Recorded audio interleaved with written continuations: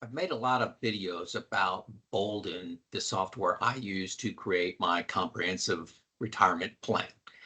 Inside that, I've showed you how to put in your assets and put in rates of return, inflation, spending, when to take Social Security, use the Social Security Explorer to determine when's the right time to take Social Security, manage taxes through Roth conversions, a lot of things we've already covered. Today, I want to cover some of the other things inside of Boldin that make it a really cool software package to use. So we're going to jump right into that, have a little fun here. Let me share my screen. Here we go. Hopefully you have me there. You can see, oh, I forgot to click the button. Sorry about that. Not my great expertise here. But this is the Boldin overview screen, and I'm going to quickly cover what I have loaded into it and then show you some of the features. But this video is on the other features, not really loading into it. So my plan, this is the Monte Carlo over here to the side, 99% probability of success. But assets I've entered. This is a dummy account that I've got, so this is not mine. But hey, here's my retirement account, a brokerage account, high interest savings account, and inside of each one of these, you put your balance. You can connect it if you want to, but you put in an optimistic rate of return. Like, hey, depending on, say this was full, this was just an S&P 500 account, you may put in 10 here as optimistic rate of return if things are going great. And then what's pessimistic over a longer period of time? Maybe I put in 5 here. So put in whatever you want. And that's important for just a second here. So I enter all my assets here. Then you go into, any real estate, any mortgages you may have, any other debts you may have, income, are you still working? You enter that up here. Very simple to do, add a job. This person is still working a job, planning on retiring at the end of the year or January 1 here. But you could just very simply add a job. Here's where you add Social Security, any pensions, passive income, annuities, any windfalls coming in. So then the next thing is expenses. So enter your expenses. I put in go-go spending, slow-go spending, very simple to do, just add them in, add an expense. So let's go back to the overview screen. I'm getting into the topic of this video, other features inside of Boldin. Well, you note up here at the top, it says base plan. Well, I've entered 3 plans, and I believe you can do 5, but here's my base plan. Then I have a plan that has everything's the same, except there's no Roth conversions in it. The base plan has 6. And then I got a work 1 more year plan, which, you can put into, work 1 more year, work 2 more years if you'd like to.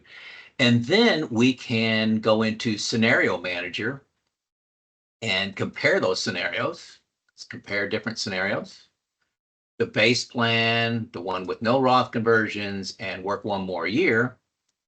And then it has summary metrics for each one. Here's the base plan, no conversions, work 1 more year, net worth when, at mortality. Here's your net worth, okay? Net worth at retirement age, chance of success, everything you got, lifetime taxes, debt, whatever you got. Also, what I want to note is it's very easy to toggle between, estimated market returns. Remember I said optimistic, pessimistic, and average. So this is currently on average. It's highlighted right here. So I could switch that to optimistic returns. Optimistic may, for you, maybe, hey, historical. What has the stock market done in the last 20 years? I got that entered as optimistic. Assuming it just continues on, you can see new numbers in here as your comparison. You can also put in pessimistic. Say, okay, if everything goes bad, which plan is best for me? To do my base plan, work 1 more year. How much does 1 more year get me? So you do the direct comparison. I really love this feature and doing the scenario comparison. inside of Boldin. So you can create several scenarios. Also, you can put this, I get this question asked a lot. This is all in future dollars, but watch this graph right here. This is the overview screen. I could just put it in today's dollars. And so what this person is going to end up the straight line somewhere around 600 and maybe 675 in net worth at their, or in their savings account at the end of their mortality. But in future dollars, that number is 1.5 million. So it shows the impact of inflation very easily. Again, you can toggle between optimistic, pessimistic, and average here for future dollars and today's dollars. Very cool. Another thing at the top is the assumptions. You can just quickly change when you're retiring right here. Another feature people like is maximum spending. So I'm going to click this. I think I got everything on average. I'm going to click max spending, and then I'm going to go over here to expenses and look at this chart for expenses. And one of the things, and let's just hover over a particular year, 2025. The purple there is I could spend an additional in 2025 an additional $20,000 during the year to maximize my spending. And what maximize, I should have started with this. This says you want to die, you and your spouse die with zero money left in the bank. You want to pay your last dollar, the day you die. How much can I possibly spend to run out of money? And this says, $20,000, and it does it by year. It's a little bit different amount depending on your expenses, the tax laws, and all kinds of stuff. Your RMDs, there's all kinds of things that go inside of that.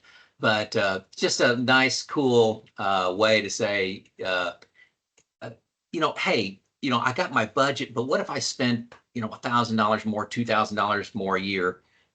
Well, you hit max spending, it says I can spend almost $2,000 a month more, and I'll be okay. So maybe I had to up my go-go spending just a little bit. Just gives me comfort to know what my max spending is. Yeah, I think that's cool. We've talked about budgets before. You can enter just a basic budget amount, or you can actually build it bottoms up, line by line. What are your utilities? What are your what do you spend on gasoline, rent, all those kind of things. So let's continue on. So that's my overview. Got my checklist of here, things to go through. Let's go to money flows. Something in money flows that I haven't talked about before is how do you withdraw money? Okay, withdrawing money. So let's go to that. Withdraw order. Okay, I've got it on customized. Okay, customized, but I can edit the order that. Right now, it's got my my high interest savings account, CDs, and money markets is going to tap that out first, then go to the brokerage, go to the IRA, and then any Roth conversions I may do. But I can just simply click and drag, did that really quick, and it's going to pull my retirement IRA first. I may want to do that and then save the order of that, and then see how that affects my overall plan and savings balance. So you can change the order, the default order based on unique circumstances that you may have. So I think most people like to play around with that. Also under, let's see, rate assumptions, you can, people ask me this all the time, do you want to use the current tax rates, the Tax Cut and Jobs Act rates that are set to expire at the end of 2025, or do you want to change those back to what they were in 2017? Just a simple click. All you do is click on it, and it changes all the tax rates for you. Simple. Another thing I want to talk about is strengthen your plan. So after you complete your plan, you got your Monte Carlo, maybe you're not where you want to be. You can click on one of these pre-populated tabs here, like first one's inflation. You click on inflation, and it has articles that you can look at, some things you want to try to improve, just all kinds of information here under medical costs, same thing. Here's some articles and tools to look at to put a fine point on your planning. So article suggestions, also suggestions is something I like to look at. So once you create your plan, there's some intelligence in the software that says, hey, here's some things I'd like for you to look at that don't quite seem right in your plan, like something in your Roth conversions it looks like it's messed up. I don't know what I did there. But your longevity, I had these two people dying at 85, and this is coming up saying, hey, you're 60 right now. 85 may be a little too low for you and your spouse. Do you want to rethink that? Do you want to read an article on that to maybe recalculate that? Also, it noted some overlapping expenses. Well, I have that on purpose. I have go-go spending on top of my baseline spending. But it also has some intelligence, like I said, to try to improve your plan. For a lot of people's plans, it says, comes back and says Social Security timing. You may move that back. You can save some money by doing that or have more income. I got Social Security at 70 on these two, so it didn't do that. But got the little artificial intelligence working for you there. Let's see. Let's do insights. Net worth is on here. I don't know where it's at. Current net worth. Okay, so there's a network tab, to keep track if you want there. Simple. Also, explorers. I've shown the explorers for Social Security. I'll highlight it here real quick. And it says, okay, explorers on it. This is really for, hey, I think I want to take Social Security at 62, but what are my options and what does that do to my plan when I change it? So you follow through here. There's some, it says, what's your full retirement amount right here, your spouse's full retirement amount, what are the assumptions, claiming strategy, current plan, desired plan, maximum benefit plan. These all say 70 because I put in 70, but if you put in, hey, 62 and you desire to take it at 67 and your max benefit may be at 70, I don't know what it is, but it helps you make that decision around Social Security without being emotional and worrying the government's going to run out of money and I want to spend my money now. It converts all those decisions into math for you, into a number. So that's the Social Security Explorer. There's also a Roth Conversion Explorer. I'm going to expand on this one just a little bit. I've made 4 or 5 videos on this, but today I'm going to look at IRMA bracket limit. So I'm going to try to manage my Medicare supplement premiums.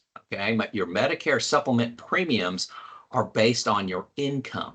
So you can actually go in here and say, okay, I want to maximize, I want to take Roth conversions to make sure that I don't spend more than 250, my income is in this range of $206,000 to $258,000 where it's $83 a month. I don't want to go past that limit.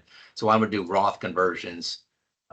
This says, yes, it's okay to take money out in the conversion to pay the taxes on it.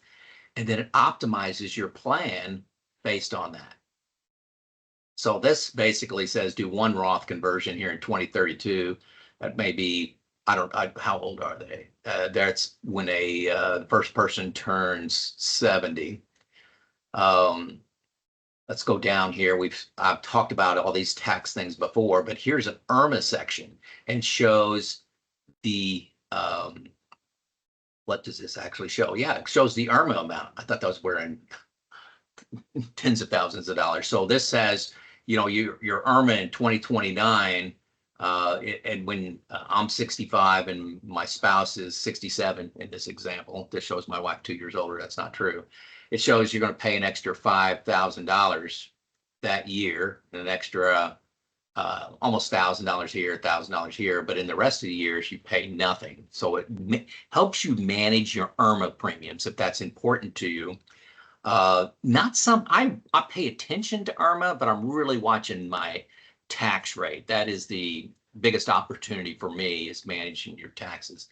And remember, IRMA has a 2-year look back. So You know, when you start paying premiums at 65 here in the United States, it's looking at income you made when you were 63. So 2-year look back, managing your IRMA, it shows the impact of what you did.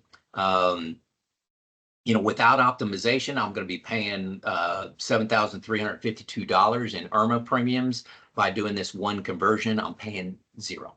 Okay. Okay. That's just what it shows. It shows the optimization. I pay zero. That's why. Oh, yeah. This dark green line is with if I do nothing. If I do that one conversion, it's this light green line. No IRMA premium. Isn't that cool? So there you go. Those are some unusual things inside of, not unusual, but just cool tools inside of Boldin to fine tune your plan, stress test your plan, get all the money you can out of your assets, pay your fair share of taxes, pay your fair share of IRMA. But by managing those obstacles with this forward-looking program, can save you tens of thousands of dollars pretty easily. Okay. First link below, you get a free 2 weeks. Free 2 weeks. I'm telling you, it's well over 50% of the people that sign up for Boldin on the free 2 weeks sign up permanently. Typically around the end of the year, they have a $96 a year sale. So it's $96 for a full year.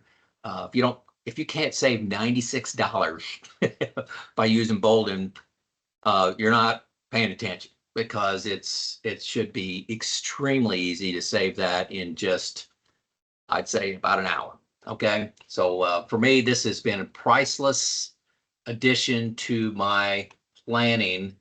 And I got out of the spreadsheet business, completely out of that. Let's see, I'm going to stop sharing.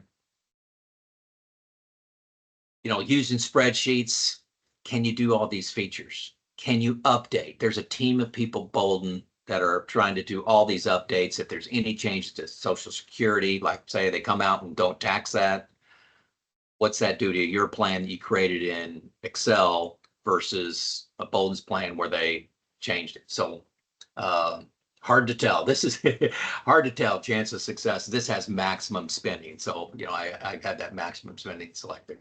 Oh, you can't see that screen. Sorry about that. I'm having a little trouble today. But again, my plan is inside of Boldin. Best tool out there. I get on Boldin for myself. I get on it once a quarter. Once a quarter, I dive into, update everything, play around with some of the features I just showed you, try to make my plan fail, update all my metrics, give me confidence to spend.